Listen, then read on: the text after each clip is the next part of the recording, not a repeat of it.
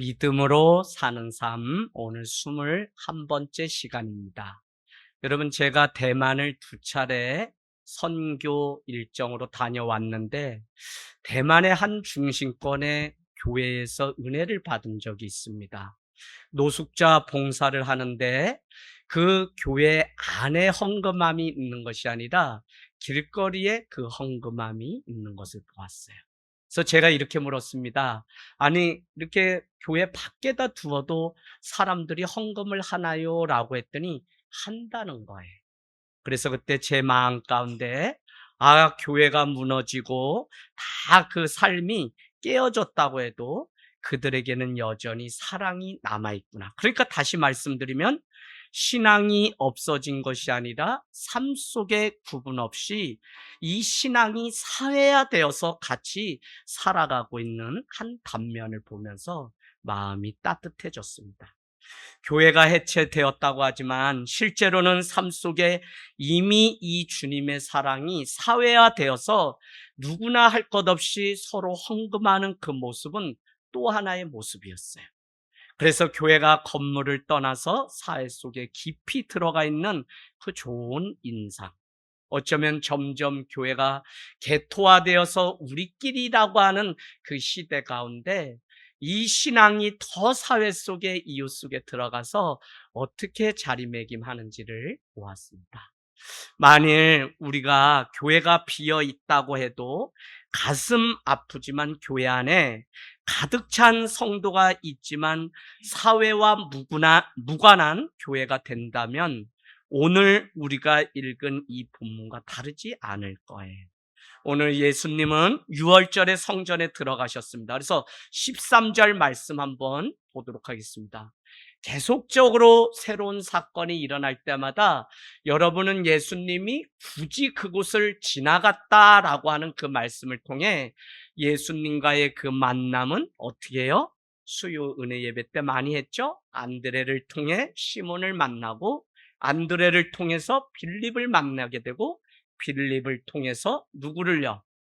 나다니엘을. 누구랑 만나게 했다는 거예요? 예수님과의 만남을 그렇게. 그래서 우리는 그냥 우리만 잘 되기 위해서 부른 게 아니라 안드레 한 사람을 통해 빌립과 나다나엘까지 확산되는 이 만남의 축복의 장들이 사회 속에서 계속적으로 일어났다는 거예요. 그래서 우리가 읽은 말씀에는 계속 예수님이 길을 가더니라고 하는 말씀으로 등장하는데 그때마다 여기에는 우연히 그냥 가다가 누굴 만났다가 아니라 눈먼 소경을 만난 게 아니라 바로 하나님의 필연적인 계획하심, 섭리 가운데 있었다는 거예요.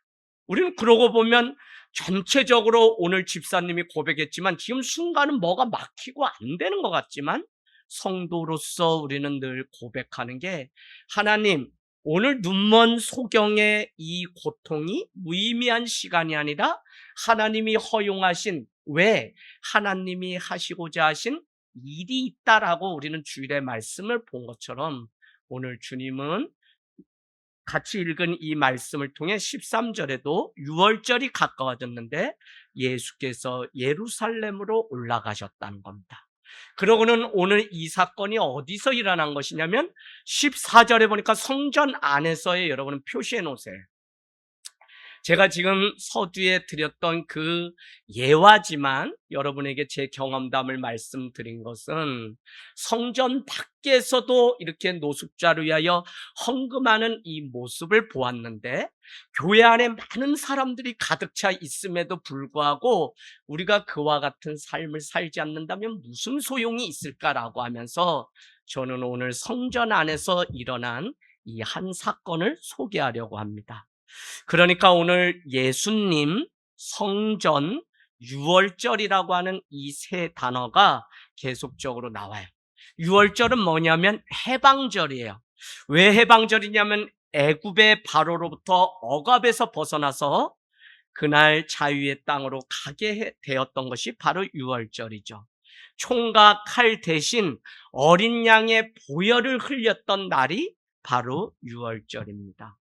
하나님이 내리신 가장 큰 재앙 중에 하나가 바로가 이스라엘 백성들을 모세가 데리고 가려고 할 때 그것을 허락하지 않으니까 10가지 재앙 중에 가장 센 재앙이 뭐냐면 어느 집이든지 첫 것 장자는 다 죽이겠다고 말씀. 그래서 구원하는 그 방법으로 어느 집이든지 양의 피가 보혈이 묻혀 있으면 그 집은 넘어가겠다, 패스하겠다라고 해서 유월절을 패스오버라고 그렇게 얘기합니다. 여러분, 결정적으로 어린 양은 구원의 결정체인데 세례 요한은 이 땅에 와서 저기 계신 어린 양 예수, 그를 향해서 뭐라 그러면 죄 짐을 지고 가는 하나님의 어린 양이라고 소개함으로써 바로 예수 그리스도가 바로 어린 양의 그 보혈과 연결됨을 세례 요한은 우리에게 이미 말씀하고 있습니다.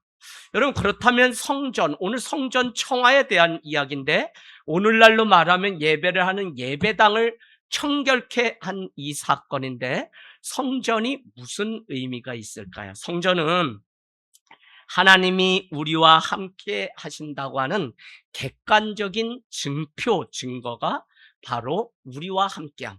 여러분, 이거 잘 아시죠? 천사가 와서 곧 마리아와 요셉을 통해서 아이를 낳을 텐데, 그건 물론 예수죠. 자기의 백성을 제 가운데 구원할 자라고 하는 뜻이 예수인데, 그의 또 다른 이름이 있다고 하는데 그게 뭐였어요? 임마누엘이라는 거예요. 임마누엘은 저가 그 백성과 함께 계시더라, 함께 함이라 라고 하는 의미가 있습니다. 그러니까 성전은 하나님이 우리와 함께 계신다고 하는 증표라고 해요. 왜? 예수님이 우리와 임마누엘이 돼서 함께 하신다고 그 이름의 뜻을 가지고 있는 것처럼 예수님이 계시는 그 성전은 우리와 함께하고 계신 하나님이 함께 하신다는 그 증표요, 증거라는 것입니다. 그런데 오늘 이 성전에 들어가신 예수님의 눈에 가장 먼저 들어온 것이 무엇이에요, 송주야? 한번 그 말씀 잘 봐야지. 뭐예요? 소와 양과 비둘기를 파는 사람들과 돈 바꾸는 사람들이 등장해요. 그런데 여러분, 오해하지 말아야 되는 것이 오늘 이 등장하는 이 사건은 일상적인 보편적인 광경이라고요. 왜냐하면 멀리에서 유월절에 예배하기 위해서 양과 비둘기를 가지고 와야 하는데 사람들이 멀리서 오면서 이것을 집에서부터 가지고 오기에 불편해요. 그래서 예배를 성전에 올 때면 그들은 비둘기를 사고 또 그러기 위해서 환전을 하고 하는 일들이 당연히 여기 안에 있었다는 것입니다. 그런데 오히려 그들의 사정을 하나님이 배려하고 제사장들이 배려해서 이와 같은 일들은 당연한데 여러분은 뭘 놓치면 안 되냐면 오늘 거기서 비둘기 팔았다, 뭐 팔았다, 그거보다 더 큰 의미가 있는데 그들은 하나님 앞에 나오며 성전에서 예배를 하고 제사를 지낼 때 여러분, 이 안에 무엇이 문제냐면 익숙함이라는 게 문제예요. 여러분, 우리가 언제 실수를 하게 되냐면 익숙할 때 우리는 무례하게 되고 익숙할 때 우리는 어떻게 해요? 건방져짐을 우리는 스스로 내 자신을 봐도 그럴 때가 있어요. 그러니까 오늘 이들은 당연히 멀리서 오는데 너희 비둘기 여기 와서 돈 바꿔서 환전해서 그렇게 해라 라고 다 통용되던 사회이지만 그것이 너무 익숙한 나머지 예배를 위해서 하나님이 함께 계시는 이 성전에 예배를 드리기 위해서 와야 하는 이 목적을 놓쳐버렸다고요. 이해되시나요? 마치 우리가 모태신앙이고 예수를 믿고 나는 몇 년째 예수를 믿는다고 하면 우리는 주일이나 예배에 오면 예배가 목적이고 하나님과 함께 만나는 것이 목적인데 우리는 이게 주객전도 되면 우리는 이 목적, 내가 왜 예수를 믿고 왜 교회를 다니고 왜 말씀을 우리가 보고 오늘 왜 이 자리에 우리는 피곤함을 무릅쓰고 기도를 해야 하는지 놓치게 된다. 이게 하나님 편에 볼 때는 우리가 성도라고 말하지만 우리는 올해 계속 내 자신을 향해서, 저도 오늘 이 말씀 전하고 준비하면서 많은 찔림이 있었어요. 솔직히 지금 요한복음을 계속하는데 하나님이 저를 엄청나게 이렇게 먼저 마음에 찔림을 주세요. 그래서 저는 그게 괴롭기도 하지만 마음 가운데 다시 한번 말씀을 통해 세워지는 은혜가 있으니까 얼마나 감사한지 몰라요. 그래서 오늘 너무 익숙한 그것으로 인해서 마음은 없고, 하나님을 만나기 위한 마음은 없고 형식만 남아버린 그 모습, 그게 누구예요? 오늘 뒤에 등장하는 유대인의 모습이죠. 여러분, 시간이 갈수록 백성들을 향한 하나님의 사랑을 이용해 먹으려고 하는 자들이 오늘 파는 자, 바꾸는 자라고 하는 자로 등장할 뿐이지, 그들은 성전에서 예수님을 만나게 하는 그 촉매제 역할을 해야 되는데 오히려 자기의 이익을 뭐를 빙자해서 하나님의 사랑을 오히려 자기의 사리사욕을 채우는 것으로 둔갑시킨 사람들에 대한 하나님의 책망이 오늘 등장하는 거예요. 다른 본문에는 너희 어떻게 이렇게 하느냐, 만민이 기도하는 집, 이 거룩한 집을 너희는 어떻게 그렇게 하냐, 마태복음 등은 나오는데 오늘 이 표현, 여기에서는 조금 다른 표현으로 나오지만 결국 그런 의미입니다. 자기들의 욕망의 도구로 변질시킨 것이죠. 경건과 고요함이 있어야 되는 그 성전은 온갖 짐승의 울음소리만 있고 인간 내 안에 분출되고 감춰진 그 욕망만이 가득해 있는 것을 우리는 볼 수 있어요. 그래서 여러분, 예배를 사람들의 아우성으로 바꿔놓은 것에 대한 책망을 오늘 예수님은 하고 계신 거예요. 우리는 하나님 앞에 경건함을 지켜야 되는 동시에 인간의 연약함이 바로 우리에게 있다는 거예요. 이걸 인정하는 게 좋아요. 나 뭐 완전해야지, 완벽해야지 이것만 추구하면 우린 무너지면 내 스스로가 형편없는 것에 절망해서 세상으로 가게 돼요. 그러나 우리는 경건함도 지켜야 되지만 은혜도, 긍휼도 입어야 되지만 나의 연약하고 늘 무너질 수밖에 없는, 도저히 나의 의로는 구원받을 수 없는 사람이 나라는 사실을 인정할 때 거기서 오는 자유함이 있어요. 그 자유함은 그렇기 때문에 그냥 막 살아도 된다가 아니라 더 은혜를 주시는 그 주님께로 더 가까이, 이게 뭐죠? 회복이에요. 회복은 여러분, 죄가 뭐라 그랬어요? 죄는 하나님과의 관계가 끊어진 게. 그래서 우리 집사님, 제가 좀 같이 성경 공부하자고 문자를 드렸는데 다른 게 아니라 믿는다라고 하는 것은 태초에 하나님이 천지를 창조하셨다, 이 말씀은 뭐죠? 하나님이 우리 인간과 관계를 맺었다. 그러면 죄는 뭐냐면 이 관계가 끊어진 거예요. 하나님과 나의 관계가 끊어진 건 다 죄예요. 그래서 뭐 살인도 하고 미움도 하고 뭐 우리가 불순종도 하고 다 그런 거예요. 그러면 회복과 부흥은 뭐냐면 끊어진 이 관계, 하나님과의 관계가 다시 이어지는 게 회복이고 부흥이에요. 여러분, 지금 어느 때보다도 하늘 땅 교회뿐만 아니라 저는 이 민족과 정말 우리가 준비되어서 이 복음이 이제는 평양으로, 이제는 세계로 갈 준비를 우리는 해야 돼, 통일한국 준비를. 근데 우리끼리 안에 우리의 일에만 갇혀서 여기만 보고 살면 우리는 아무것도 준비를 못해요. 근데 앞으로는 여러분, 정말 저 북녘 땅을 위해서도 기도하고 우리 아이들 중에 공부하고 준비되어서 그곳에 갈 자들이 준비돼야 돼요. 송주야, 할렐루야. 너 북한에 갈 거야? 그러려면 기도 많이 해야 돼요. 철책 넘어갔다가 다 아우지 탄간가요? 그래서 준비를 많이 해야 돼요. 근데 여러분, 오늘 우리 안에 연약함을 인정하는 그것이 사랑이고 긍휼이에요. 그래서 우리는 실수도 하고 넘어질 수도 있어요. 그래서 너희를 이렇게 산다고 주님은 오늘 책망하는 데 목적이 있는 것이 아니라 성전을 더럽혔다, 너의 죄가 이 성전을 더럽혔다, 이거를 책망하는 데 목적이 있는 것이 아니라 오늘 유대인들에게 이 말씀을 하시며 너희가 정결 예식과 많은 것들로 하나님을 사랑하고 예배한다고 하지만 너희에게는 뭐만 있냐면 마음은 없고 너희에게는 형식만 남았기 때문에 주님과의 관계가, 그분 앞에 나와서 예배하는 것 같지만 결국은 예배하는 관계가 끊어진 것을 오늘 책망하고 있어요. 참 교회나 우리 신앙이 이 시대의 인간의 이 중심성을 관통해서 내 자신 안에 일어나는 이 욕망, 이거를 보지 않으면 정말 다 우리는 하나님을 위해서 한다고 하는데 하나님을 예배하지 않는 이 모습을 보면서 마음이 아프기도 하고, 또 마음 가운데 하나님이 다시 회복시켜서 하늘 땅 교회가 뭘 추구하고 어디로 가야 하는지를 다시 가르쳐 주셨어요. 여러분, 오늘 만약에 완벽함, 경건함만 강조한다면 바리새인들이 율법으로 사람을 죽였던 것처럼 그렇게 되죠. 그래서 복음은 연약함이 있는 부분을 말하고 나의 연약함을 인정하도록. 그게 뭐였어요? 복음은 첫 번째 나쁜 소식, 나는 도저히 나의 노력과 선행으로 구원받을 수 없는 정말 세상 가운데 아무것도 아닌 죄인이 나라는 이 나쁜 소식. 근데 복음은 또 한 가지 좋은 소식을 했죠. 왜?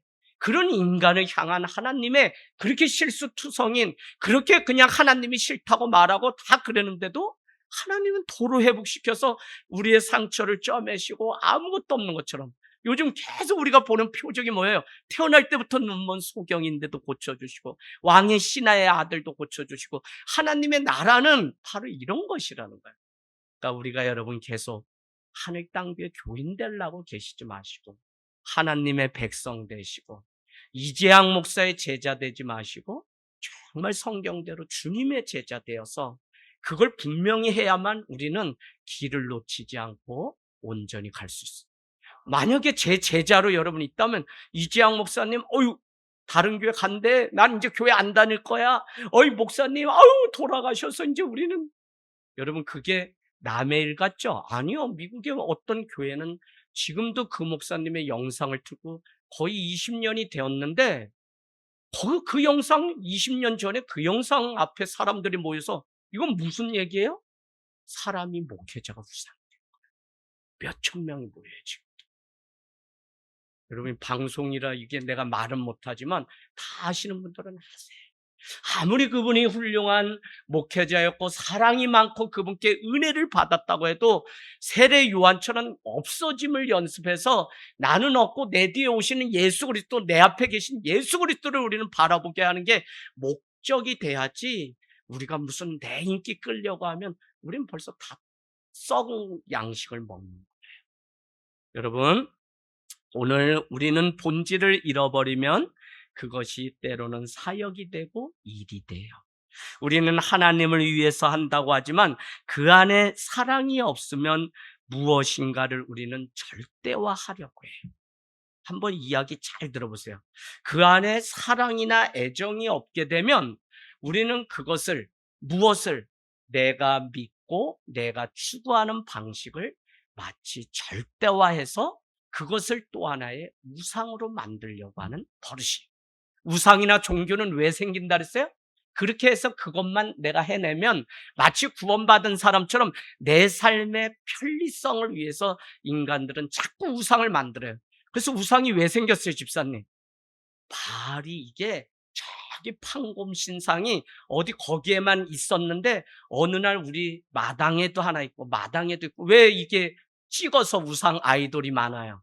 멀리 가기 싫죠. 집 앞에서 그냥 비나이다 하면 끝나는데 그걸 제가 어려서 깜짝 놀란 게 뭐냐면 이모네가 어느 날 절간을 드나들기 시작하는데 늘 안방에 가면 이렇게 커튼이 쳐져 있어, 안막이. 그래서 저거 뭐지 하고 제가, 그래서 이 벽하고 좀 떨어져 있거든요. 그래서 이걸 딱 열었더니 얘 다 봤을 거예요. 거기에 오다 가다 가다 오나 이게 딱 그냥, 예, 그래서 금가루가 있나 제가 동전으로 긁어보기도 했는데 그렇지가 않아요. 여러분 우상이 그렇게 생겨요. 다시 말씀드리면 우리는 하나님을 위해서 한다고 하지만 그 안에 사랑이 없으면 무엇인가를 절대화하려고 해요. 나를 지켜주는 무엇인가를. 그래서 우리는 찬양을, 예를 들어 볼게요. 찬양을 잘하고 싶어요. 그래서 우리 하지만 찬양단이 찬양을 막 주일날 연습을 해가지고 쫙 해요. 그런데 다현이가 반주를, 예를 들면 다현이가 반주를 삑 해가지고 이게 이상해졌어요. 근데 이것 때문에 화가 나가지고 다현아 너 그거밖에 할 줄 몰라 너 연습하라 그랬지. 만약에 이런다면 여러분 그거는 하나님을 예배하기 위한 모임이 아니라 오늘 이 찬양단의 완벽함을 예배하는 또 하나의 유상에 빠져요. 그래서 제가 아까 말했어요. 절대 일이나 사역이 되지 않도록 해야 된다고. 뭐를요? 본질을 잃어버리면 그렇게 된다고요.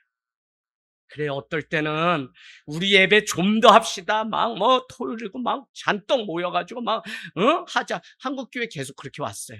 저희도 그렇게 왔어요. 근데 어느 날 야 그냥 부르는 거 부르고 거기에 너무 소진하느니 차라리 나가 전도하고 남편 밥 잘해주고 그냥 애새끼 빨래 잘해주고 그냥 그게 하나님의 일이겠다 해서 저희 교회는 점점 더 심플한 구조로 온 것이지 사실은 한국교회는 뭘 하다가 그래서 실수하면 언제 시험에 들어서 교회를 안 나오냐면 그거 왜 실수했어? 이렇게 하기 때문에 그것 때문에 그건 뭐냐면 아무리 하나님을 위한 예배라고 해도 그 안에 자기가 이루려고 하는 기대와 목표치에 도달하지 못할 때 분노가 우리 안에 있어요. 그건 뭐냐면 내 안에 우상이 있는 거예요.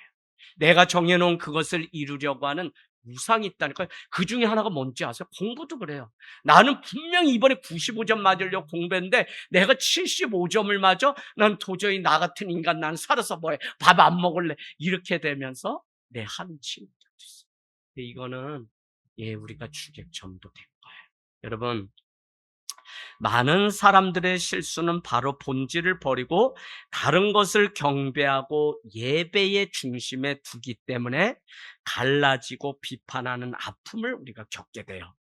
우리는 예배를 받으시는 하나님을 예배해야 되는데 예배를 움직이는 시스템과 순서들을 예배하는 우를 범해요. 큰 교회 사역에 보니까 집사님 어떤 일이 있냐면 큐시트라는 걸 짜요. 그래서 목사님이 말씀 끝나고 찬양을 부를 건데 그때는 조명도 딱 꺼주고 찬양단이 눈물도 훌쩍훌쩍 좀 하면서 아버지 은혜 막 이래. 그걸 다 짠다고요. 그러니까 그 큰 교회 계속 있어 보니까 이게 하나님을 예배하는 게 아니라 한편의 뮤지컬을 하는 느낌이 드니까 이건 예배가 아니라는 괴로움이 제 안에 너무 있었어요. 여러분 오늘 이성기 집사님이 뭘 막 꾸몄어요? 그냥 말씀 뭐 암송한 거 기억 안 나면 또 안 나가지고 이렇게 둘러보고 저를 보고 했는데 저도 순간 생각이 안 나. 얼마나 당황했는지 몰라요. 전 그런데 그게 좋아요. 하나님은 우리의 연약함을 체휼하지 않으시고 하나님은 십자가에 오래 참으사 부끄럽게 여기지 않으시고 우리를 위해서 기꺼이 기다리시고 그 십자가를 짊어지신 사랑. 그래서 늘 복음은 다른 거 여러분 생각하지 말고 복음은 사랑이에요. 사랑. 죄인을 사랑하고 헬라인을 사랑하고 오늘 우리 권사님 사랑하고 뭐 엊그저께 믿기 시작한 누구도 사랑하고 병상에서 다 사랑하고 제가 이렇게 병원에 가고 어제 오늘도 하면서 그러면 뭔 얘기를 하냐면 어떻게 교회를 다니게 되었고 하늘 땅교에서 무슨 우여곡절 끝에 이렇게 세워졌는지 본인들이 막 그 얘기를 해요. 그러면 이 한 사람이 세워지기까지 하나님도 열심히였고 본인도 몸살을 앓으면서 여기까지 왔지 그냥 뭐 이렇게 되질 않아요.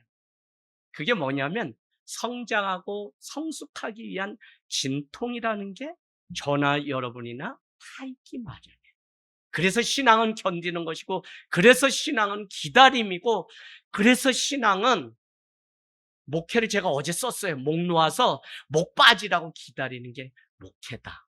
그랬더니 아멘을 한 60명, 70명이 막 댓글. 그래서 내가 끝에 많이 힘드시면 오산에 밥 사드릴 테니까 오세요. 그랬더니 진짜냐고 또 댓글이 달려서 이렇게 종적을 감췄습니다. 여러분 어쨌거나 늘 본질, 주객전도가 일어나지 않기 위해서는 왜 성전에 모여야 되는지 그 이유를. 그래서 우리가 믿음 생활하면서도 여러분께 계속 귀찮게 내가 믿는다는 게 무엇이고 내가 오늘 여기 앉아서 오늘 여기 있지 않을 이유가 되려면 엄청 많은데 오늘 여기 와서 하나님 앞에 예배한다는 게 무슨 의미가 있는지 기본적인 거지만 이걸 놓치면 우리는 누구를 예배하러 왔는지 왜 왔는지도 모르고 우리가 바쁘게 그렇게 살아가요. 그래서 여러분 오늘 예배 가운데 주님을 만나고 그분을 경배하는 은혜가 있기를 원합니다. 오늘 장사하는 사람, 환전하는 사람 다 필요하죠. 그런데 문제는 그것만 남고 하나님을 예배하는 그 일이 없어진 게 성전의 모습이에요. 그래서 예수님은 조치를 하는데 15절 16절 우리 같이 읽어요. 시작. 노끈으로 채찍을 만드사 양이나 소를 다 성전에서 내쫓으시고 돈 바꾸는 사람들의 돈을 상을 엎으시고 비둘기 파는 사람들에게 이르시되 이것을 여기서 가져가라. 내 아버지의 집 만들지 말라 하시니 아멘 아멘. 오늘 성전의 본질을 멸시하는 모든 형태에 대해서 예수님 뒤집어 엎고 쏟는 행위를 하세요. 그러면 우리가 이렇게 생각할 수 있어. 하나님, 예수님 그렇게 성질 나쁘다. 아니, 뭘 그걸 좀 얘기를 하면 되지. 야, 그러지 마라 하면 되지. 뭘 그걸 들러 엎고서 막, 응? 다시 하면 내가 아주, 그냥 다 아주 막, 응? 가만 안 둘 거야. 뭐, 이래, 위협을 하시냐. 이렇게도 우리가 느낄 수 있는데, 그런 게 아니다. 여러분, 오늘 영혼을 빌미로 자기의 사업과 이득을 취하려고 하는 행동이 얼마나 하나님을 속이는 악행인지를 오늘 하나님은 우리에게 보여주신 거예요. 교회를 다니는 목적이 자기의 죄됨을 인정하는 동시에 자기에게 아무 구원의 의가 없음에도 불구하고 우리를 구원해 주시는 그 하나님의 그 구원을 우리는 감격해서 오늘 이 자리에 예배해야지. 그게 진짜 예배예요. 뭐 누가 뭐 이렇게 감동시켜 달라 이게 아니라 이미 우리는 주님 앞에 나와요. 나올 때 여러분 성경은 같은 말씀을 봐도 어떤 사람은 은혜되고 어떤 사람은 안 되고 같은 찬양을 해도 어떤 사람은 지루하고 어떤 사람은 은혜가 되는 그 이유가 다 뭐라 그랬어요? 내 마음의 문제였어요. 그러면 우리가 해야 되는 게 뭐라고요? 고린도서는 너희가 이 떡을 먹기 전에 뭘 먼저 하라 그랬어요? 내 마음을 살피라고. 여러분, 내 마음이 어떤 자세로 오늘 하나님 앞에 나왔는지가 먼저 스스로 성찰하는 리플렉션이 되지 않으면 한국교회는 막 됐다 몇 시간 기도했는데 자기 삶은 하나도 바뀌지 않은 채 영향력이 안 되는 그 일들을 평생 살아. 그런데도 교회도 그러고 목회자도 그러고 그렇게 해서 그냥 따라오라고 막 하고 겁주고 겁박하는 이게 더 편하기 때문에 그렇게 목회 유혹에서 내려올 수가 없다고요.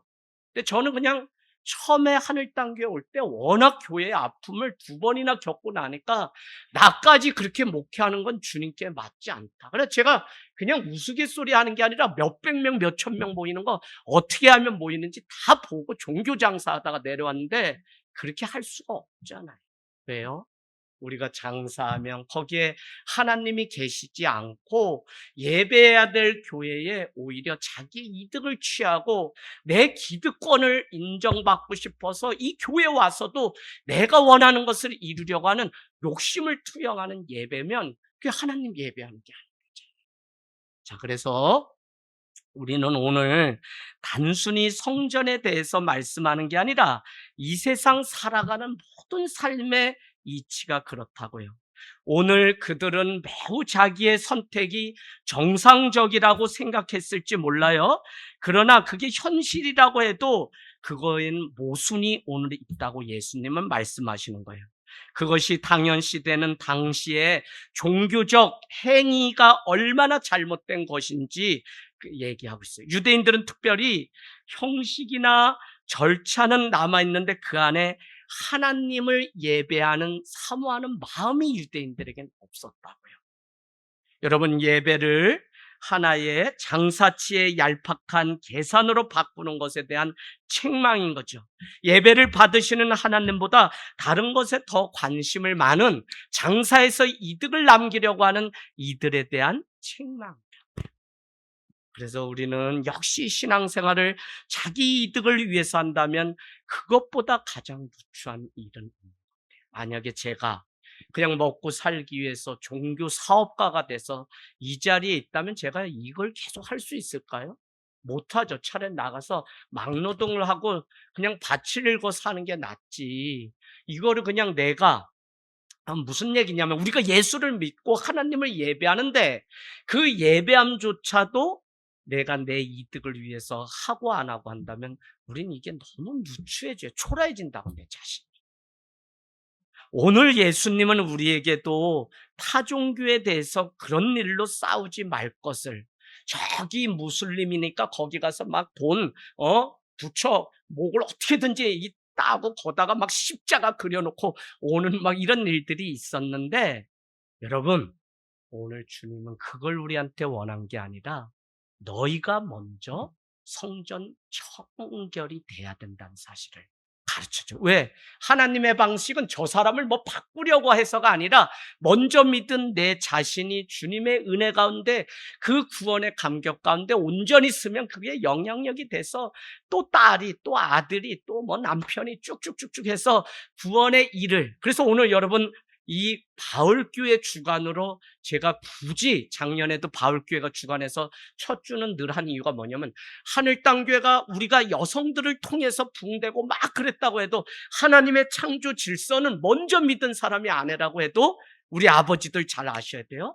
하나님은 여러분이 먼저 서서 가정을 질서대로, 하나님의 창조 질서대로 이끌어가기를 원하세요.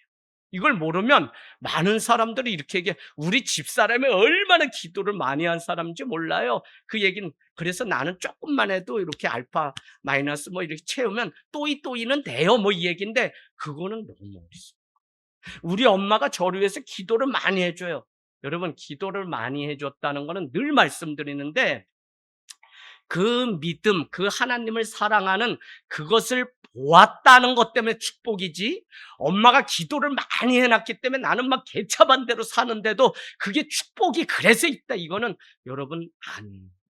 설령 그가 돌아와서 하나님의 은혜 가운데 다시 산다고 해도 그건 하나님이 그에게 주신 은혜이고 용서일 뿐이지, 그거를 우리 엄마가 막 3대째 기도해가지고 저 집 아들은 뭐 그렇게 살아도 뭐든지 하면 잘 된다, 이거는 인간들이 만들어 놓은 신화예요. 신화. 거짓이라고요. 미스테리움. 아니에요, 그건. 그런데 우리는 그런 거에 많이 빠져서 살아요. 저는 솔직히 여러분 다른 어떤 때보다도 요한복음 말씀을 우리 성도들이 다 놓치지 않고 좀 듣고 자기 삶을 좀 점검하고 새로워지길 바라요. 그래서 어느 때보다도 예배붕이 일어나고 말씀붕이 일어나서 말씀과 기도 가운데 한 시간도 놓치지 않고, 아니 못 오면 또 유튜브 듣고, 왜 그러냐면 벌써 여러분 9장까지 가는데 사이사이 채워 넣으면 이제 뭐 한 5-6번 하면 9장까지가 벌써 다 간 21번째 하면서.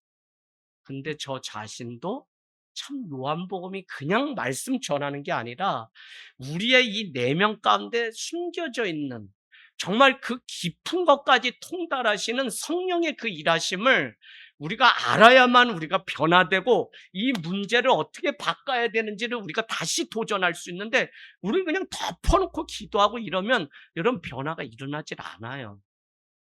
하다못해 내 삶의 의미도 뭐가 정리가 돼야지, 그 다음에 하나님이 이렇게 해서 하는구나 하고 그걸 봐야지만 내가 고백도 하고 감사도. 근데 문제 뭐냐면 하나님은 계속적으로 은혜를 주시고 은혜를 줘서 우리를 세우려고 하는데 정작 당사자는 그 은혜가 다 남의 일로 되고 남이 다 듣고 세워질 사람들은 세워져서 하는데 정작 이 은혜의 시간을 채우지를 못해요. 그게 너무 안타깝고, 물론 이게 오늘날 마지막 때일이겠지만 정말 여러분 이 시간들, 예배 시간 어떻게 해서든지 이 요한복음 말씀, 왜냐하면 오늘도 그냥 단순히 저도 그냥 여기에 가서 장사하는 곳 하면 안 됩니다, 교회는 기도하는 곳이어야 됩니다, 이렇게 저도 평이하게 설교했지만 오늘 말씀을 이렇게 보면 그것과의 싸움이 아니라 주님은 형식만 남고 마음이 없이 그냥 예배당을 번질나게 드나드는 오늘 우리를 향하신 이 도전이라는 사실을 깨닫게 되면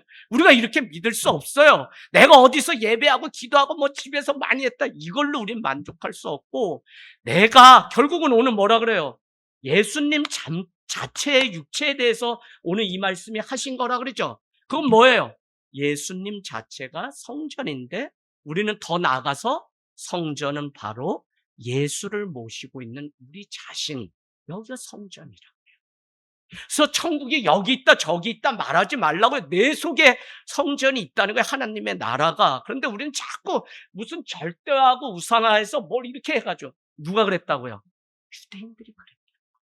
이 성전 예루살렘 여기에만 하나님 계시고 이거 무너지면 큰일 나 라고 하는데, 여러분 AD 70년에 유대인의 반란을 통해서, 유대 전쟁을 통해서 거기가 완전히 사흘 만에 다 무너져 가지고, 그래서 내가 사흘 만에 다시 일으키리라, 물론 부활의 사건을 말씀하는 거지만 실제 다 무너졌어요, 예루살렘은.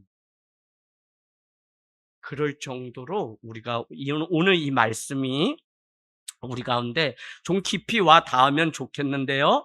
평생을 우리가 예배해요. 그러면 온전한 예배를 드려야 되는데 17절 보세요. 제자들이 성경 말씀에 주의 전을 사모하는 열심히 나를 삼키리라 한 것을 기억했다. 누가 이거 기록해 놓은 거예요? 사도 요한이. 사도 요한은 100세까지 살았다고 말씀드렸죠? 근데 사도 요한은 예수님이 진짜 부활하시고 영원한 생명을 주시는 분이심을 본인이 다 보고 마지막에 확정적으로 쓴 것이 이 요한복음인데, 그는 과거에 그렇게 하셨던 말씀이 진짜 그렇게 된 것이 기억났다라고 후대에 자기가 이렇게 썼다는 거예요. 뭐라고? 다른 거 하지 마. 17절, 제자들이 일찍이 성경 말씀에 주의 전을 사모하는, 예배한다고 하는 유대인이나 오늘날 우리의 열심히 오히려 예수 그리스도를 죽였다고 그렇게 했던 것이 기억났다는 거예요. 여러분, 그러니까 잘못된 열심은 예수를 오히려 죽이지 않아요. 잘못된 열심은 오래된 나의 신앙에 우리가 빠져 있고, 내가 정해놓은 신앙은 이래야 돼. 다 자기 거예요. 그런데 거기에 우리가 함몰되어 살아가면 나도 죽이고 다른 지체도 죽이고 교회도 죽이고 예수도 죽이는 일들이 있어요. 여러분. 많아요. 여러분, 교회 큰 교회 뭐 때문에 싸웠다 그래요? 여기에 오른쪽에 있는 피아노를 왼쪽으로 옮기는데 50년이 걸렸는데, 그것 때문에 싸워가지고 여러 명 죽었다는 거예요. 여기 있으나 큰 문제 되나요? 집사님 문제 돼요? 그런 경험 있죠? 있다니까요. 본질이 아닌 비본질을 너무 중요시 여겨서 오히려 죽이는 거예요. 우리의 예배가 그럴 수가 있어요. 오늘 이 사건은 성전에서 일어난 거고, 더 크게는 이 말씀은 안 믿는 사람에게 준 게 아니라 열심을 가지고 예수님을 믿는다고 하는 그들에게 오늘 이 말씀이 우리에게 주신 건데, 이 말씀엔 너희가 하는 그 열심으로 말미암아 나를 삼키리라고 예수님이 일찍이 말씀하셨던 그것이 그대로 된 것이 기억났다고 오늘 17절에 말씀해요. 여러분, 주의 제자들은 부활을 경험하고는 온몸으로 오히려 예수 그리스도를 따라가는 성전으로 살게 되었어요. 결국 이것은 로마 사회를 바꾸게 되고, 그러니까 다른 어떤 것보다도 우리가 해야 할 것은 청결 운동인데 영혼과 마음이 깨끗해져요. 이 말씀은 우리가 살아가는 현실에서 사회가 불안해, 이러다 무슨 일이 일어날 것 같아, 아유 대통령이 바뀌어야 돼, 이번에 뭐가 바뀌어야 돼, 우리는 늘 일상에 바뀌면 새 나라가 온다고 하는데 뭘 바뀌지도 않아. 나는 하나님이 얼마나 참 이 세상 역사지만 쥐고 계시냐면, 누구 한 사람만 이 정권을 잡도록 하지는 않아요. 신기해. 만년, 천년 될 것 같지만 또 내려놓고 또 바꿔보고. 그럼 우리는 거기에 자꾸 시주 외줄 타다가 그냥 부르시면 가는 건데, 그럼 그때가 좋았다, 70년도 그때가 좋았다, 박통 때가 좋았다, 누구는 누구 때 좋았다는데 다 그냥 자기 생각이야. 그러면 좋았다면 다 좋은 거고 좋지 않았다면 다 안 좋은 건데, 하나님의 나라는 그렇게 일어나는 게 아니라 오늘 너 자신이, 여기 있는 우리 하늘 땅 교회가 예배하고 하나님을 사모하는 너 자신이 먼저 청결해져야만 하나님의 나라가 온전히. 그래서 여러분, 정말 이 기독교의 신앙이 엄청, 그리스 로마 이 당시에 얼마나 이 고급진, 물론 서민들 저 나사렛에서 시작했지만 이 진리가 너무 깊어서 왜 확산되게 됐냐면, 역사를 공부해 보면 이 집정관과 같은 관리들의 아내들이 어느 날부터 예수교를 다니기 시작하면서 그 여인들을 통해 이게 막 삽시간에 퍼지게 돼서 기독교가 이렇게 분행이. 그래서 313년에 기독교를 공인하게 된 거예요. 그 정도로 이 기독교에 우리가 아는 하나님의 이 도는 높고 너무 높아서 우리가 인간적으로 이 말씀 이해하려면 절대 못해요. 왜? 아니, 높아지고자 하면 낮아져야 된다. 이게 이해돼요? 우리가 믿음을 가지고 하니까 그래 섬기는 자가 오히려 섬김을 받는다. 이런 게 이해되지. 이거를 역설의 진리라고 하는데 파라독스 이 역설의 진리를 이해하려면 성령이 우리한테 알게 하셔야지. 왜 지는 게 이기는 거라고 우리가 늘 얘기하는데 지는 게 이기는 거에 세상 아니지. 바보 소리 듣지. 근데 성경은 지는 게 살고자 하면 먼저 죽어야 된다. 이순신 얘기했지만 사실은 성경에 예수님 얘기했어. 그러니까 얼마나 이 고급진 이 진리인데 이 진리를 우리가 너무 그냥 바닥으로 떨어뜨려서 다 우상화되고 저작거리에 그냥 사람들이 하는 말로. 그래서 저 자신은 목회자로 이 말씀을 평생 연구하면서도 가장 안타까운 게 이 진리를 알게 되면 이 진리가 우리를 회복시키고 진리 때문에 우리가 자유케 된다는 이 진리가 왜 사람들에게 읽혀지지도 않고 교회만 와서 듣고 교회 와서 한 번 듣는 그게 다 왜곡되고 자기식으로 해석해서 이건 또 사회 나가서 다른 신앙으로 되는 이런 기이한 일들이 있을까? 여러분 이게 값싼 은혜고 값싼 복음으로 우리가 만들었어요. 우리가 믿는 거 이게 얼마나 고상하고 비싼 건지. 여러분 내 자신이 회복됐다는 건 뭐냐면 나 같은 존재는 세상에 나밖에 없다는 내가 걸작품이라는 그 값어치를 인정하는 사람이 그 삶을 회복하고 살아가고 사람들도 그렇게 보는 건데 나는 있으나 마나한 존재야라고 하면 그 사람을 누가 귀하다고 얘기하겠어요. 그러니까 중요한 거는 우리가 우리의 정체성을 바로 알려면 이 진리가 세상에 돈 주고 살 수 있는 게 아니라 정말 뭐 그냥 어느 날 뭉뚱그려가지고 뭐 예수란 사람인데 그 사람 믿으면 구원받는다. 그래가지고 우리를 계속 주입을 해서 막 이래가지고 우리를 뭐 체면화해가지고 예수 믿게 해서 이게 아니잖아요. 근데 다른 종교라고 하는 것은 뭐냐면 계속 돌을 닦고 그 높은 진리를 깨달으면 어느 날 해탈을 하게 되고 뭐 이런 원리예요. 그래도 종교 연구를 해보면 다 재밌는 거는 죄인이라는 건 다 있죠.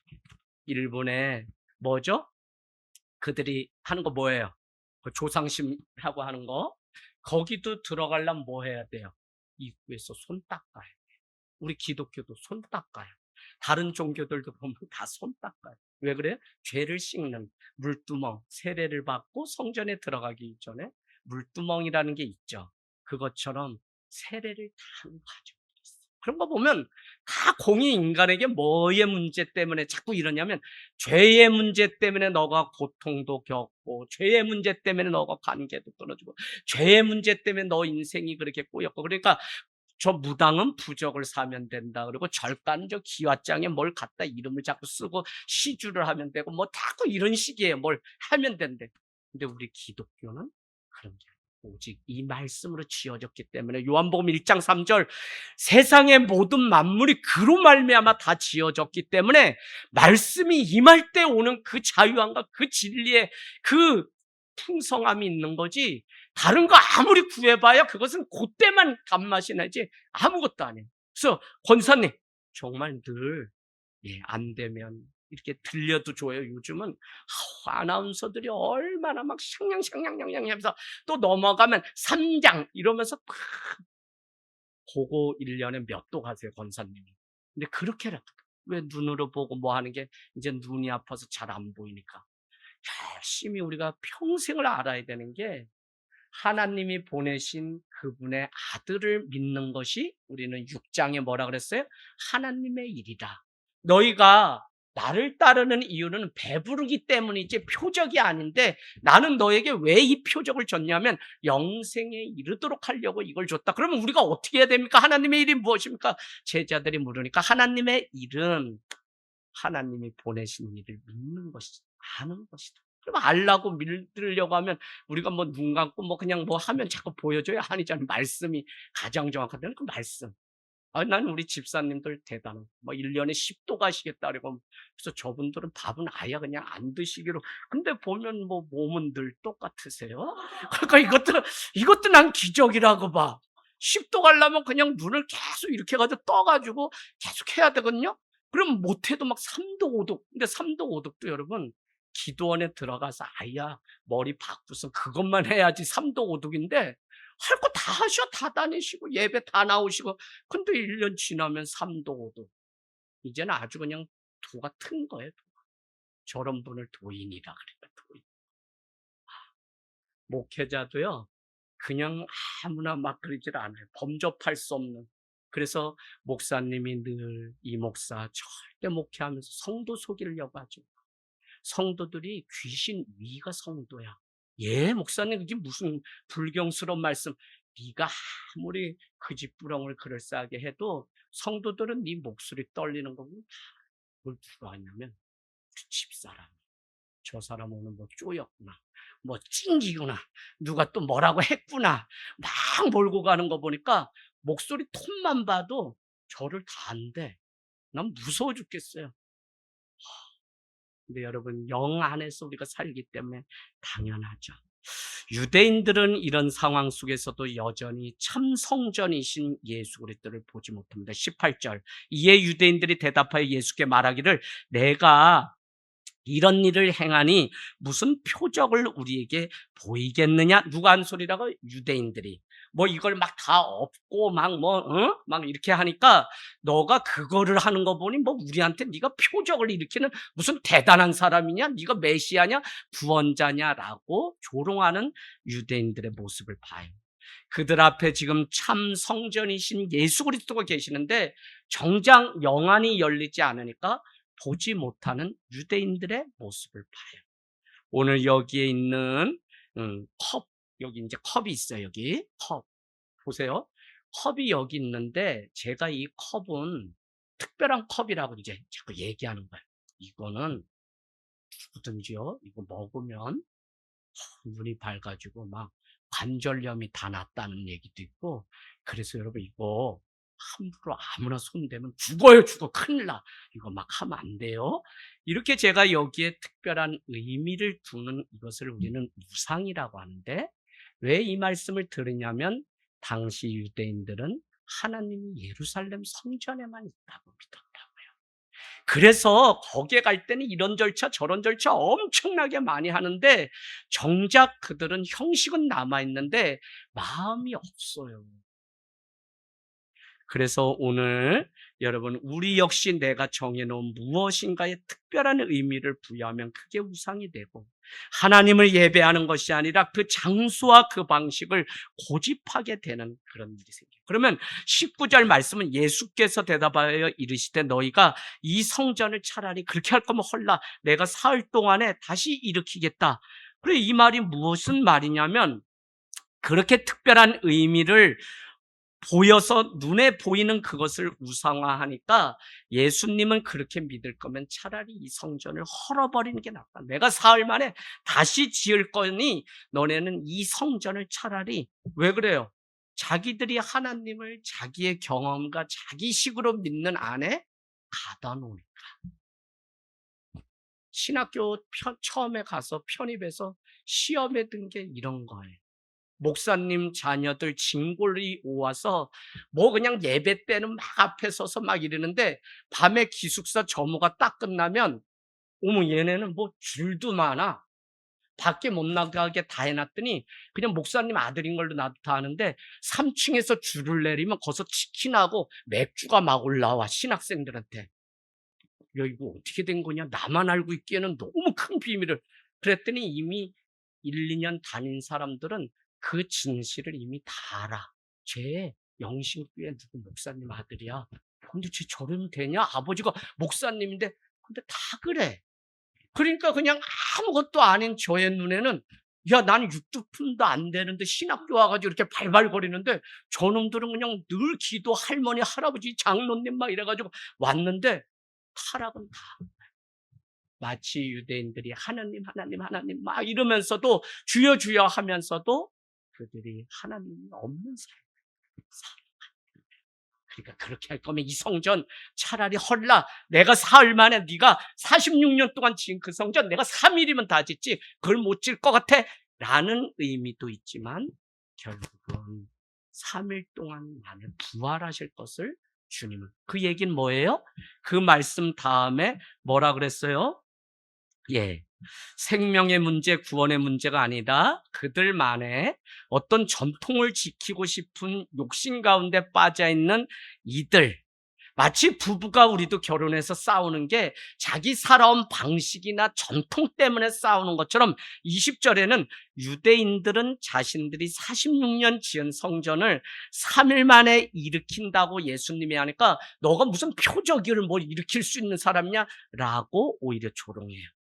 너의 믿음이 잘못됐다고 아무리 말을 해도 듣지 않아요. 이제는 정말 메시아가 되시는 예수님을 예배해야 된다고 말해도 정결한 삶이 손에 때를 묻히지 않고 또 어떻게 해요? 아무것도 행하지 않고 그냥 안식일은 가만히 있는 게 그게 거룩한 삶이라고 여기는 이들은 안식일에 무언가를 하면 안 되는 것처럼. 그러니까 항상 기준이 우리에게 분명해야 되는 이유는 무엇을 할 때 이것이 예수님이 기뻐하시는 일인지 또 나의 이런 삶이 생명을 얻는 선택인지를 잘 봐야 돼요. 우리가 이런 믿음이 없잖아요? 그럼 내 생명도 잃고 다른 사람의 생명도 잃게요. 그리고 우리 교회는 늘 강조해요. 전도 많이 하지 말고 당신이 먼저 온전한 예배자가 되라. 우리 교회 밤이면 여기 길 다 지나가 여기 안에 몇 명이 앉아 있는지 초대교회 같이 앉아 그 자리를 지키는 그 자체가 전도예요. 그래서 많이 드려라 이게 아니라 여러분 항상 하나님의 나라는 먼저 남편이 세워지고 아내가 세워지고 아내가 믿었다. 아내가 먼저 세워지면 그 자녀들까지 세워지는 원리지 우리는 이걸 모르면 그래서 여러분 우리 교회도 뭐 20명씩도 막 전도한 사람 두세 사람 여기 있냐? 없어요. 없어. 제가 뭐라고 할 이유는 없는데 늘 강조했어요. 전도하려면 내가 먼저 진리의 말씀을 알고 가르쳐 지키게 할 수 있는 실력이 믿음이 나에게 있어야만 마태복음 28장의 일이 이루어지는데 우리는 나는 돼 있지도 않고 나는 교회가 뭔지도 모르고 예배가 뭔지도 모르고 난 정한 마음이 없고 두 마음으로 사는데 어떻게 누군가의 영혼을 예배자로 세울 수가 있는지 이게 중요해요. 먼저 믿음 우리가. 그래서 여러분 하나님은 우리를 먼저 부르셔서 그 일들을 준비하세요. 21절 결국은 결론이 이거죠. 예수는 성전된 자기 육체를 가리켜 하신 말씀이라. 성전은 다른 게 아니라 예수님이 함께 계신 곳이 성전. 그래서 우리가 일주일 학교도 가고 직장도 가고 새로운 곳에서 새로운 사람 만났지만 여러분 오늘 말씀의 적용은 여러분이 흩어져서 살아가는 곳이 성전이 돼요. 더 나아가서는 우리 안에 예수 그리스도를 모시고 살기 때문에 우리가 성전이에요. 무슨 이 건물이 막 그래서 여러분 이 건물은 뭐죠? 건물은 오해하지 마세요. 이거는 잘 사용하고 다음 세대 위해서 이건 달아 없어져야 되는 것이지 여기에 막 의미를 부여하고 뭐 여기에 막 여기는 금은부와 막 우리 지금 외국에 가면 사람들이 막 반대해요. 성지순례 간다 그러면 왜? 거기가 무슨 성지순례냐는 거예요. 다 거기다 금가루 바르고 막 이래가지고 만들어 놓은 거지. 무슨 의미인지는 알죠? 그래도 우리가 의미를 부여하고 우리는 찾아가요. 그런데 여러분 하늘 땅 교회는 지금은 없어져서 그랬지만 사순절 기간이면 종려주일에 목사님 예루살렘 입성하셔야지 이어하고 40일 기도 마치고 이경 목사님과 그냥 너무 억울해서 왜 억울했냐면 권사님이라는 분이 건물을 졌는데 목사님 그냥 이 건물 교회가 들어왔으면 좋겠어요. 그래서 우리는 철상 믿고 그래도 40일 작정 기도는 다 채우자 이랬는데 거길 찾아갔어요. 권찰님네 집 앞에 아파트야. 밤에 사람들이 와가지고 생맥주 먹는 집으로 벌써 남을 줬어. 호프집으로. 우리 40일 기도 채우고 내려와서 얼마나 허망한지 하나님 무슨 우리를 시험에 우리 돈 없다고 이렇게까지 권사님도 우리를 깔보냐고 막 억울해가지고 막 오는데 LG로 쫙 가는데 멀리 허연 건물이 그날따라 가본 적도 없어요. 근데 우리 저기 가보자 그랬더니 그 건물이 막 젖어서 막 뚝딱뚝딱 일을 하시는데 집사님인지도 몰랐어요. 저희가 서울에서 왔는데 이렇게 해서 우리 예배할 수만 있게 하면 그 하는 거 전기세고 뭐고 다 주고 학교 아이들한테 장학금을 차라리 서울에서는 이렇게 해서 휘문고고 뭐고 다 예배가 있습니다. 좀 하려고 그랬는데 여기는 안 해줘가지고 이제 교회 자리를 찾으러 다니는데 좀 안 되나 그랬더니 그냥 몇 날을 기다리게 하더니 종료줄 직전에 전화 왔는데 목사님 예루살렘 입성하셔야죠. 아이고야 교인이다. 잡았다. 지대로 잡았다. 그래가지고 단숨에 가서 했더니 이분이 막 간증을 늘어놓는데 목사님 나 이 결정 너무 어려웠어요. 아내가 반대하는데 막 했어요. 저도 아내가 반대하는데 이거 하는 거거든요. 우리 같이 잘 됐네요. 라고 하면서 했더니 목사님 97년도 IMF가 와서 전자회사를 서초에서 하다가 다 무너져서 망했는데 아내 고향이 오산이라 오산까지 내려와서 뭐 먹고 살아야 하는데 방법이 없는데 다행히 버섯을 이렇게 균을 이렇게 해가지고 늘리는 뭐 이렇게 해서 버섯 재배를 하고 계시는데 중요한 건 몇 년 전에 뉴스가 나왔을 정도로 낙뢰가 쳐서 버섯 재배해서 출하기 성공했는데 거기에 완전 낙뢰가 쳐 불바다가 됐다. 그래서 죽으려고 그랬대 두 분이.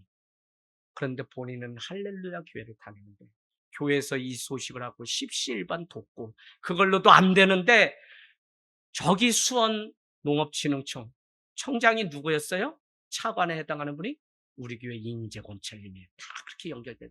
그래서 인재권찰님이 거기서 계속 계실 때 연 1%의 이자를 주는데 그걸 뭘로? 주말 농장을 한다는 조건으로 나라에서 그런 제도가 있어요.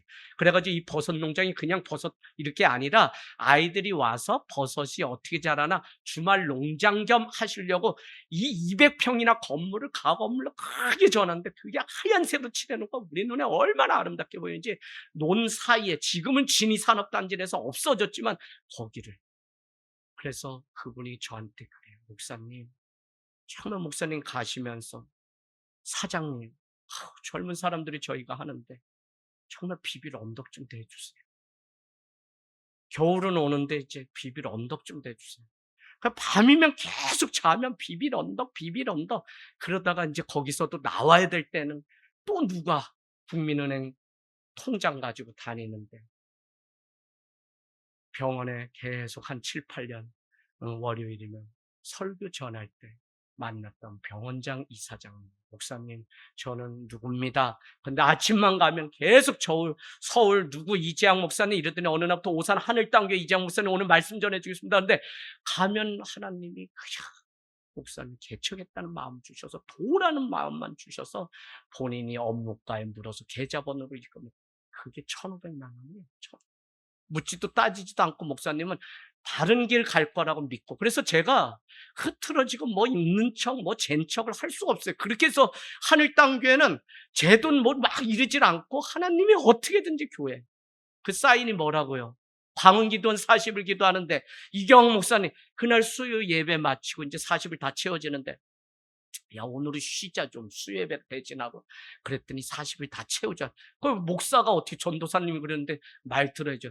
그래서 그날 그냥 마지막 겟세마네에서 십자가 그 사건을 설교하고는 그날 밤에 전도사님 두 분과 같이 올라갔어요. 기도하는데 억울하기도 하고 이게 뭐 해보신 분은 알지만 거의 기도라기보다는 반 억울하고 승질나고 막 욕 나오고 막 그래요. 뭐 그래가지고 뭐 잡아 드셔라 막 욕하고 막 이러는데 얼마나 그랬는지 옆에 있는 분이 저 사람들 뭐 죽으려고 마지막으로 왔나 보다 해서 기도원 차를 타고 오산역을 가서 집을 가셔야 되는데 그냥 기다리고 계시다가 청년들은 무슨 일이 있냐고 기도 제목이 그래서 저희는 목회자하고 지금 150 가계약 해놓고 3일 안에 이게 해결이 안 되면 이 150마저도 다 우리는 다 잘리는데 그랬더니 하늘에서 흰 봉투를 하나 던져주는데 얼마나 두꺼운데요.